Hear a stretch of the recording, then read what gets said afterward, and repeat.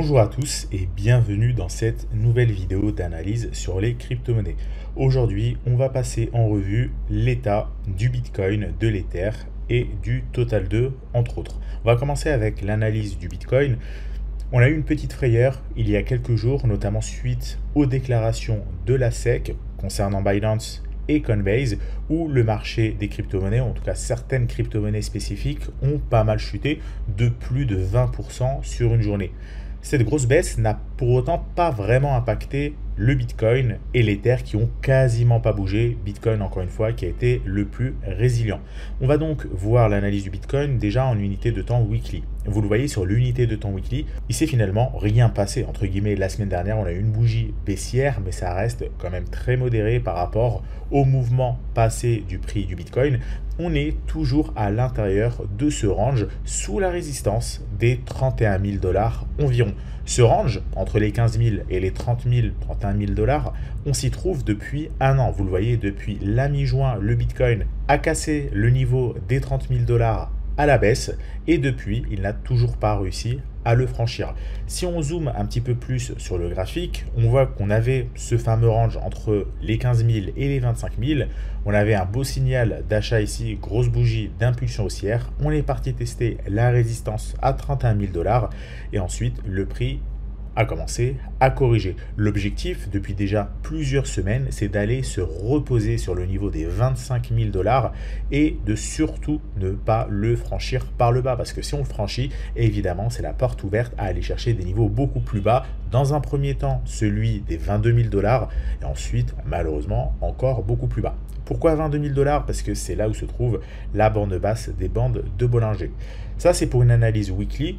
Pas grand chose à dire, on est toujours neutre sur le marché des crypto-monnaies si on prend du recul. On peut le voir via le Fear and Greed Index et vous le voyez, on est à 47 maintenant, on était à 47 hier, on était à 53 la semaine dernière et à 48 le mois dernier. Donc finalement, depuis un mois, on oscille sur une zone de neutralité sur les crypto-monnaies. Donc le Bitcoin est toujours à l'intérieur de son range. Objectif, c'est d'aller trouver un signal d'achat vers les 25 000 $. Alors désolé si vous entendez du bruit derrière moi, pas mal de klaxons. Je ne peux pas y faire grand-chose, donc j'essaie de parler malheureusement par-dessus. Si on zoome un petit peu plus sur l'unité de temps daily, on voit qu'on a une droite de tendance ici. 1, 2, 3, 4 points de contact. Évidemment, on aura un signal d'achat uniquement si on franchit cette droite de tendance par le haut. Pour l'instant, ce n'est pas le cas. Pour l'instant, on est plutôt sur une phase neutre. On peut aller rechercher le niveau ici des 24 500, 25 000 $. Dans tous les cas, absolument aucun signal d'achat sur les crypto-monnaies aujourd'hui, ni même de la semaine. Pour le moment, les crypto-monnaies corrigent. Sur la stratégie crypto trader, on est déjà en full stablecoin, on n'est plus exposé à la volatilité des crypto-monnaies, on va attendre que ça se calme avant de reprendre du risque.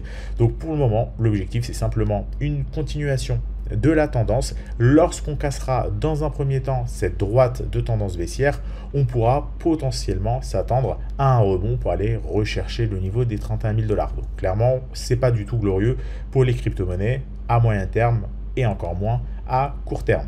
Si on bascule maintenant sur l'analyse de l'Ether en unité de temps weekly, la même chose que sur la précédente vidéo d'analyse, on n'a toujours pas cassé la résistance ici des 2000 $ environ. Les bandes de Bollinger sont complètement plates, parallèles, donc tendance clairement neutre, on est toujours au sein d'un range.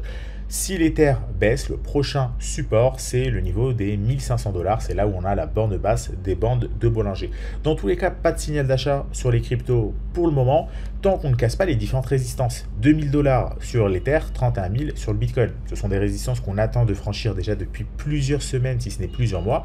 On ne les a toujours pas franchies, donc le scénario ne change pas. On va maintenant basculer sur le BNB, c'est la même chose. Vous le voyez, là c'est encore plus flagrant. On est clairement au sein d'un range, tendance neutre depuis maintenant plus d'un an. On évolue entre le support ici des 200 $ environ et la résistance des 350 $ qu'on n'a toujours pas franchi. Ici, Les bandes de Bollinger étaient complètement plates. Vous voyez, elles étaient totalement ici resserrées. On aurait pu s'attendre à un signal d'achat. Malheureusement, on n'a pas cassé la résistance des 350 $. Au contraire, on a cassé la borne basse des bandes de Bollinger et on est très vite allé rechercher le support quasiment à 200 $. On ne l'a pas encore vraiment atteint, vous le voyez, mais on n'en est vraiment pas très loin. À savoir que sur le BNB, on est vraiment très proche de niveau de liquidation. Là, on parle de centaines de millions de BNB qui pourraient se faire liquider vraiment à quelques petits dollars. Peut-être même qu'au moment où cette vidéo sortira, on aura cassé par le bas la zone des 215, 220 $, et donc on aura une liquidation qui pourrait emmener le prix du BNB potentiellement beaucoup plus bas. Donc attention sur les crypto-monnaies, Bitcoin, Ether et BNB, on est toujours au sein d'un range. On est même plutôt sur les alts comme le BNB orienté à la baisse, donc pas de signal d'achat pour le moment. Si maintenant on va regarder du côté du Total 2 pour prendre un petit peu plus de recul, vous le voyez, on est au sein d'un range, ou plutôt on était au sein d'un range depuis un an, des bandes de Bollinger plates vraiment resserrées, et vous le voyez, sur la semaine dernière, on a cassé par le bas la borne basse des bandes de Bollinger, en partie due au BNB qui a fortement baissé, et donc là, pour le moment, on est toujours sur une tendance neutre, voire baissière. On est sur une tendance neutre à moyen terme, parce qu'on est toujours au sein du range, au milieu du range, mais à court terme, on est plutôt sur une tendance neutre, étant donné qu'on a cassé la borne basse des bandes de Bollinger. Donc encore une fois, méfiance sur les crypto-monnaies. Et donc ce que je vous le dis là est valable sur quasiment finalement tous les indices crypto et toutes les crypto-monnaies, sauf quelques petits cas particuliers. Ici, je prends l'indice Total DeFi, encore une fois, on évolue au sein d'un range, on a rebondi ici pas loin du support, de la borne basse du range. Attention, les bandes de Bollinger étaient encore une fois resserrées, il y a encore 1 à 2 semaines, et on les a franchies par le bas. Donc pour le moment, je répète, mais on n'a pas de signal d'achat sur les crypto-monnaies. On est plutôt en tendance neutre à moyen terme, et à court terme, attention, on est même plutôt en tendance baissière. Donc voilà pour l'analyse des crypto-monnaies, pas grand chose à faire malheureusement pour le moment, il suffit simplement de patienter.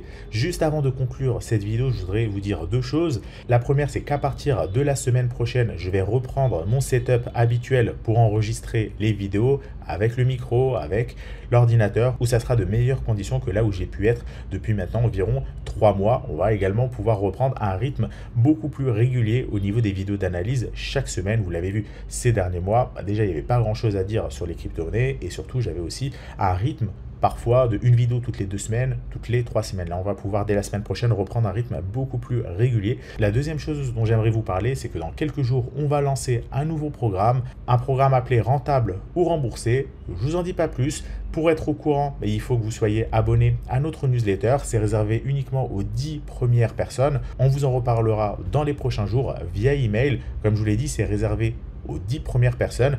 Donc les 10 premiers arrivés seront les 10 premiers servis, et donc ça sera envoyé en priorité à notre base email. Donc si ça vous intéresse et que vous souhaitez en savoir plus, il vous suffit simplement d'aller sur le site CryptoTrader, vous aurez un pop-up qui apparaît en bas, vous mettez votre email et vous recevrez donc beaucoup plus d'informations à ce sujet. Ce programme Rentabilité ou Remboursé, c'est un programme qui est vraiment innovant, qui n'a jamais existé, que personne n'a jamais fait. Donc on vous en reparle la semaine prochaine. Encore une fois, c'est réservé aux 10 premières personnes. Donc je vous donnerai plus d'informations à ce sujet dans les futures vidéos d'analyse, mais étant donné que c'est réservé qu'aux 10 premières personnes, peut-être qu'au moment où j'en parlerai, le programme sera probablement plus disponible du tout.